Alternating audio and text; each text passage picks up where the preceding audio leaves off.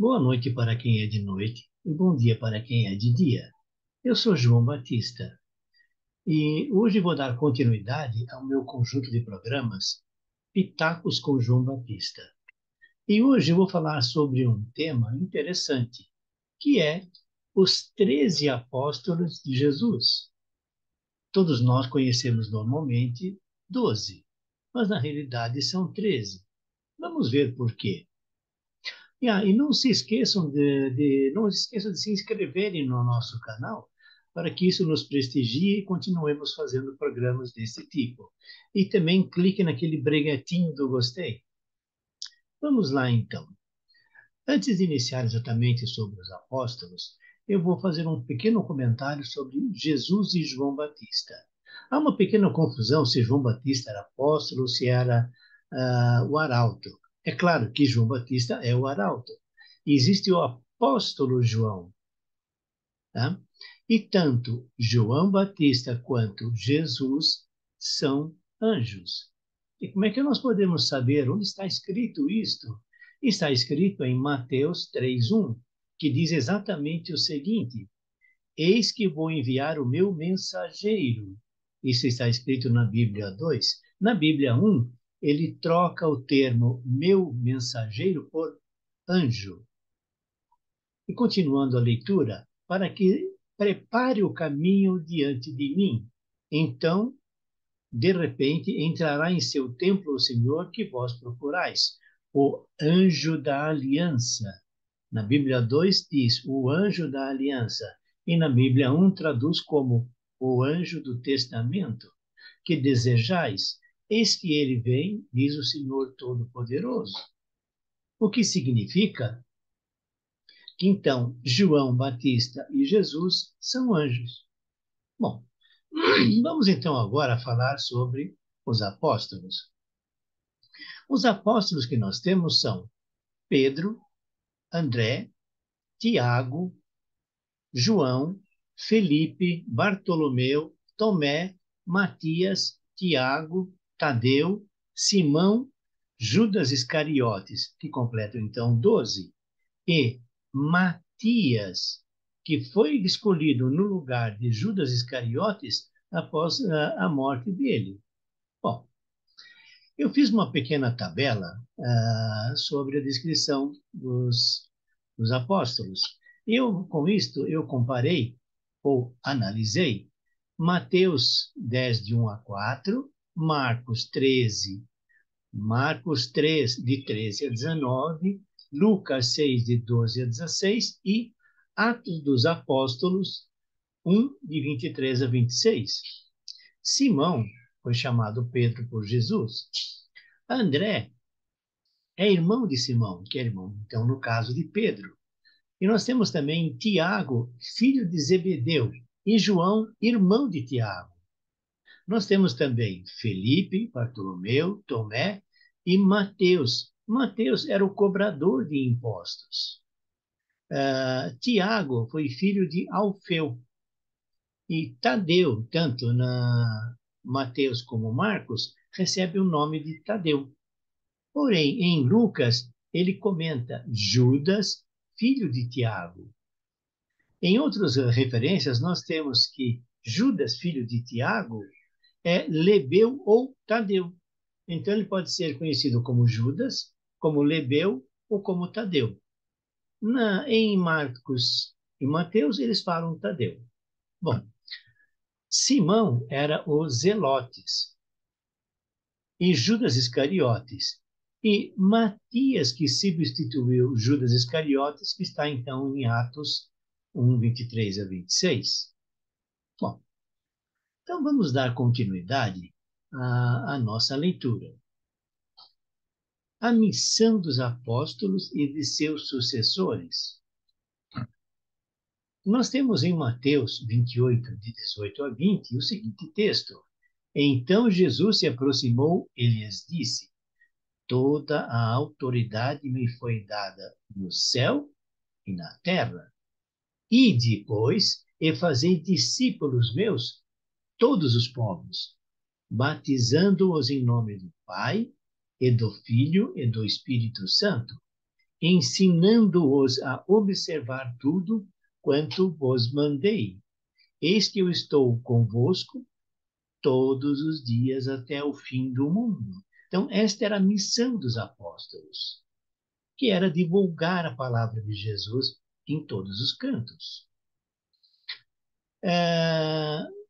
Os apóstolos também teriam como trabalho, mas não em terra, mas após o desencarne, a seguinte missão, como está dito em Lucas 22, 29 e 30. Eis porque eu confio a vós o reino, assim como o Pai o confiou a mim. Assim comereis e bebereis à minha mesa, no meu reino, e vos sentareis em tronos, como juízes das 12 tribos de Israel.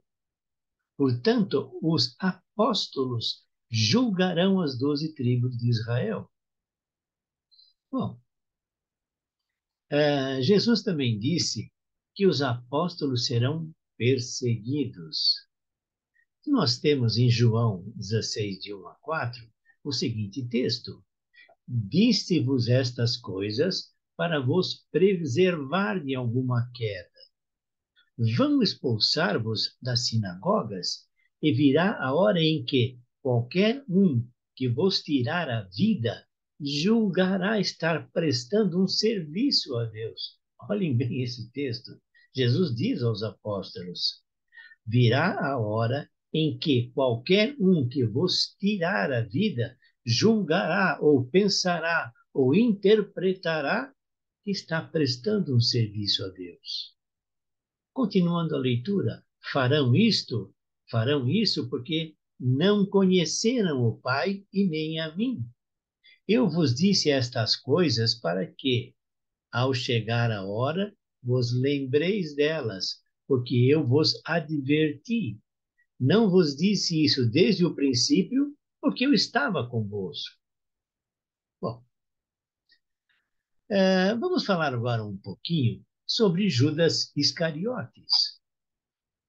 Nós temos em Mateus 26, de 20 a 25, da seguinte forma: chegada a tarde, ele se pôs à mesa com os 12 e, enquanto comiam, disse-lhes: eu vos garanto que um de vós me entregará.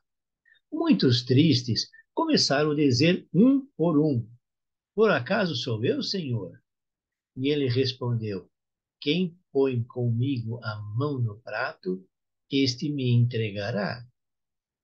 O Filho do Homem segue o seu caminho, como dele está escrito. Olhem bem esse trecho. O Filho do Homem segue o seu caminho, como dele está escrito. Ou seja, Jesus veio confirmar o que estava escrito, veio confirmar as Escrituras. Continuando a leitura. Mas, ai daquele por quem o Filho do Homem for traído, melhor seria para esse homem não ter nascido. Então Judas, que ia entregá-lo, perguntou: por um acaso sou eu, mestre? E ele respondeu: tu o dissestes. Nós temos uma outra referência a Judas Iscariotes, que foi mencionado em manuscritos como atendendo a um pedido de Jesus. Olhem só, atendendo a Jesus, como se Jesus tivesse pedido a ele: você vai ter que me entregar.